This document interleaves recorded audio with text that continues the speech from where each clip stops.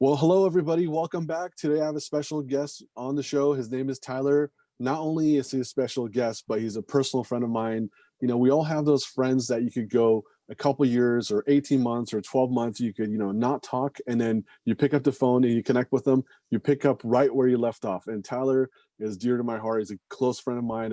And that's the kind of friend he is to me. So I want to give you a big, warm welcome from me and the audience. Tyler, say hello to everyone listening. Thanks, Tony. Really appreciate you having me on the show. It's great. Thank you. Welcome to the show. So as you know, the theme of the show, I have a rapid, top 10 with Tony. And I just go into quick 10 questions. I go right into it. So if you're ready, we'll dive right into question number one. I'm ready. Awesome. All right. So the first question I like to open up with is my famous question. What's a one word open that you could describe to share with us how you're feeling right now, Tyler? Optimistic. Awesome. Perfect. We all need that going into 2021 as we're finishing 2020. Yeah. That's partly why, right? That's probably why that's the word that comes to mind. One, I am optimistic, but we all need a little more optimism going into this coming year for sure. Absolutely. So tell us about your business. I know exactly what you do and I know your capability, but for the audience who's listening, for the business leaders, CEOs, founders, investors that are listening, please share with them, who you are, what you do, and how you got started, where you are today, and where you're going. Yeah. So my company is Box Out Marketing. We started out as a full service marketing agency focused on small businesses who use a marketing automation platform called Infusionsoft. Some of you may have heard of it. The company is rebranded. It's now called Keep. But that's where we have focused for the last 8 years. We continue to focus there, but we've made a shift about a year ago where we're less of a full service agency and more of a really focused implementation team. And we can talk about that more later. But yeah, I started out in 2007 actually working at Infusionsoft on the marketing team, eventually became the VP of marketing, was at that company for about 5 years, left in 2012 to do my own thing. And shortly thereafter started Box Out.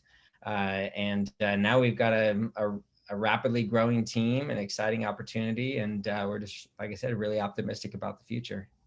Awesome.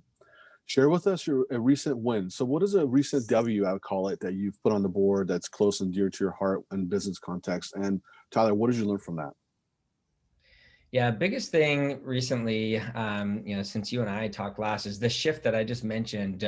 We moved away from being a full service agency to more of just an implementation team. And we've more than that, we've also built an online platform that makes it more self-service. So our service is no longer typical agency work where you bid on a project, people pay you for the project, or even typical retainer work where people pay a monthly retainer, you do work, etc. We've flipped to a model now where it's a low flat fee every month. You log into the platform and you submit requests for implementation. So you might need a webinar funnel built or a some kind of fulfillment campaign or something like that. You submit requests specifically for what you need done, and then our team executes on it. And it's been great. We started that in November of last year, so just barely over a year ago. We have replaced and surpassed all of our previous revenue, and the growth trajectory is much greater than it was before. And the company is more profitable with this new service. So it's interesting because we always position ourselves as more of a high-end agency where we charge for all the strategy and the copy and all the things that we're great at. I avoided really focusing on implementation because those things tend to be more commoditized, and you're more kind of battling for the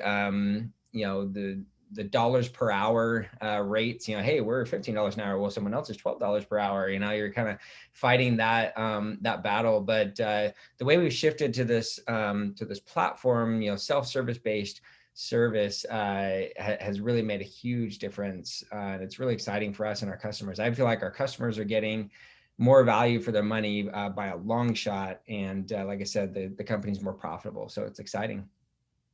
That is beautiful. That's a complete different shift, but in a good way, because I know, Yeah. and audience, as you're listening, Tyler is very modest and he's very humbled. He's responsible for millions, hundreds of millions of dollars that he's helped his clients achieve, and top line numbers because of his implementation and his funnels that he builds. Because no one else does it better than you, Tyler. And I'm here to tell you that. I know you're very humble, and which is great, but I don't know anyone else that has your level of capability in what you do. So Well, just want to thank put you. that out there. Appreciate that. Of course. Let's talk about failures, unfortunately. So, what's a failure that you recently had, and what did you learn from it, Tyler? Look, I might look at failure a little bit differently than than most people. I actually really get excited about failures. I tell our team all the time, particularly new team members. We don't call them employees, but team members. When they're new, I tell them, look, I want you to fail. I want you to screw up. Not that we want to mess up, but I don't want people to be hesitant to do things. I don't want people sitting around like you do in maybe in a government business or government agency, waiting for someone to tell you exactly what you can and can't do. I want our team members to be entrepreneurial. I want them to be thinking creatively. I want them to be not held back at all by any fears of anything. And so we actually celebrate failures a lot. If someone screws something up, I'll go give them a big high five. Like, awesome, great job for trying that. It didn't work, but hey, now we learned something, and next time that won't happen again. So I actually get excited about our team experiencing failure because it propels us forward. But to answer your question a little more specifically, in some ways, I see the previous agency model as kind of a big failure.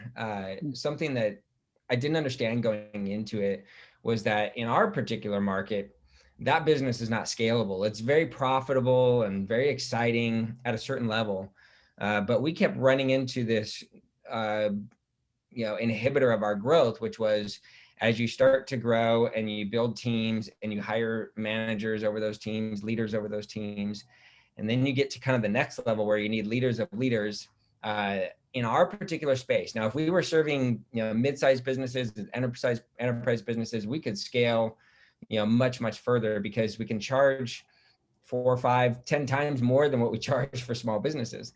But small businesses have smaller budgets, therefore there isn't as much money in it. And so once you start scaling to that point, it actually just doesn't work. The economics of the business don't work. You actually start running negative. Profits go away, and the business starts losing money. And for a few years, we grew and kind of ran into that barrier. And I wasn't a smart enough CEO to to realize what was happening for quite some time. Finally, I realized, like, this doesn't work. No matter how we structure it, no matter how we do it, if we keep the business small and only service a certain number of customers, then it does work. But I had aspirations to help a lot more people. So that was essentially a failure in the business model and in my leadership, and not understanding exactly what was happening for quite some time. But like I said, I feel like we've overcome that by shifting the model and changing things up a bit. It's really nice that you were able to, you know, catch that and then just kind of find a solution, right? Like a lot of other leaders talk about on here to go. It's not a failure. Um, it's how it's how you come up with a solution, right? It's not like Sure. right or wrong. It's like, but that's great that you did that. You were able to shift and keep up with change, and I'm glad you're having new success as well. So, let's talk about expenses. So let's go into what is your biggest business expense as of today. Yeah, by far, nothing comes close to payroll. We have a growing team. Um, what are we at now? 12, 13 people. We're hiring our 13th right now, actually 13 and 14. We're hiring right now. And yeah, I mean, there's no other expense that comes even close to that. Got it. And I have to, of course, I have to ask this because I'm in payments. I want to know from you, where does payment processing fit in the top 10 expenses for you? It's a good question. I haven't looked at that specifically, but it's probably in the top 5. Yeah, we got payroll, and then we got our marketing advertising expenses, which is probably the next biggest expense. And we got office rent and payments is probably right after that. It's right in Got it. there. Perfect. As we're growing, maybe it has surpassed that already. Got it. Let's talk about your favorite online business tool. What is that for you today that you like? What's that one business tool that you use every single day, Tyler, that you couldn't live without? Yeah, I mean that one's kind of a no-brainer, but it's Infusionsoft or Keep. Infusionsoft is just an amazing tool to automate sales, marketing, fulfillment, really any communication to your customers or to your leads, even internal tasks and communications. It's just an amazing tool. Like I said, I've been using it since 2007. It continues to continues to grow. They continue to develop it and further its capabilities. But even in areas where they're not furthering the capabilities, it seems like there's always a new application, a new way we can leverage this amazing software to just be more efficient as a company. So I know we couldn't do half of what we do without Infusionsoft. And a lot of others that you help as well. I know that there's people that you've helped that would have no means being, the kind of numbers that would pull in. I've seen it, right? The numbers are pulling in. It's all because of you, because of the way you've developed everything. So I know a lot of people's success really depend on you, and I'm sure they know you're super valuable to them. So let's talk about your best resources for acquiring new high value clients. What's your best resource for that today? I know it's different times, everyone's changed, but what is that for you now, Tyler? How we acquire clients, is that what you're asking? New high value clients, yeah, the ones that you consider high value. Okay. Well, like I said, with our model shift, we're not focused as much on high value clients. We're focused on serving the masses. And so every client's a high value client. They all pay the same rate. It's just this flat monthly fee. So the way we acquire clients really though is it starts with content. It starts with us putting content out into the community, into the Infusionsoft community, teaching, guiding, leading the way. It's leadership and content. That's what it is. So we do a lot of things to try and lead the community in a positive direction. Small businesses are getting beat up right now, because of COVID and everything. So we put a lot of effort into supporting businesses through that, helping them know how to shift, how to pivot, how to adjust things to keep their business going. Back in March, when the first shutdown happened, we started what we called the Small Business Lifeline. Every day, every business day, we got online basically on a Zoom call, open call to support any small business that wanted to get on and ask questions and needed help. And we did that for weeks, and then we turned it off. And now we've got some other ways that we're helping people. But really, it's leading in the community and helping people the best way we can, and then putting out content to teach and guide and lead that way. And we do some advertising and things like that. Get on podcasts and speak at live events when those are possible. But really, I think our leadership and our content in the community is what's most valuable. People see that, they value the content, they end up on our list. We nurture that relationship, and eventually, when they're a good fit, they become customers. I know you always lead with value, and one thing I've known about you for all these years that you always start with value. Anyone that I've connected with you, or anyone that I've, we have mutual friends that we talk to, or your clients, you always have value to offer, which is really great from this place that you come from, because a lot of people don't do that, and it speaks to your success. So now, going on to the next question. I know you go out there and you do keynotes. You host your own conferences. Pre-COVID it was face to face. Now it's on Zoom. I know you do webinars and all these other things that people come to you and they're always asking you. When there's a Q&A part. So I wanted to ask you, what is that one question that you wish people would ask you and they never ask you in business context that you wish they would, they could find out more about who you are in business context? Yeah, the questions that I wish people would ask more would be a little higher level strategic questions about their business. As small business owners, here's the trap I think we all fall into. But we tend to get desperate at times because running a small business is a struggle, no matter who you are.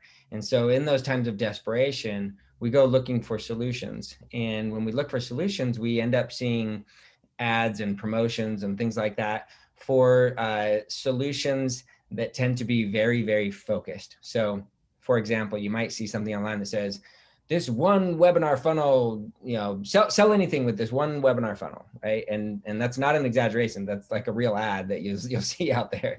And so you see that, and then you click on it and you go and you read the sales letter, and there's all kinds of testimonials and it looks amazing. You're like, oh, that thing's gonna solve all my problems. And like I said, we all do this. We all fall into the trap because guess what? Even though everyone tells us, hey, I'm not looking for the silver bullet, we are. We all would really like things to be a little bit easier. We really would like that silver bullet. And so subconsciously, we're seeking that thing that's going to make it a lot easier for us. And when there's something out there that promises that, we tend to get really focused. We get this tunnel vision. We're like, ooh, if I just build this webinar and I do it exactly the way they say, and I get that launch, it's going to solve all my problems. But the higher level questions that we need to be asking are more about the economics of the business. Like I shared about our business, not being able to scale beyond a certain point because the economics just don't work. What about our industry? Is the industry actually a growing industry, something we should really be focused on, or is it a dying industry? Things are shifting so fast right now. We end up talking to a lot of businesses that are in dying industries, and they're fighting and clawing their way. And it's like, you know what? Let's make a shift and get you into an industry that's growing, because eventually this industry is going to die. Um, the high level strategy for marketing and sales. Oftentimes, people get sucked into these online things like the webinar strategy or whatever, and they realize that, or they don't realize that that strategy doesn't work for their business model. So we call that business model and conversion model match. Those things need to match, and again, it's when you're a lawyer or a landscaper or whatever, marketing is not your expertise. Your expertise is in your field. And so it's easy to get tricked into, or maybe you just, for whatever reason, you haven't spent the time studying and learning marketing. And so you believe these things are going to work, and in reality, they don't. They're for a different kind of business model. And so we want to make sure that the conversion model and the business model are actually a match. So those are the types of high level questions that people miss because they're often too focused on, the little tactical thing that they think is going to solve all their problems today.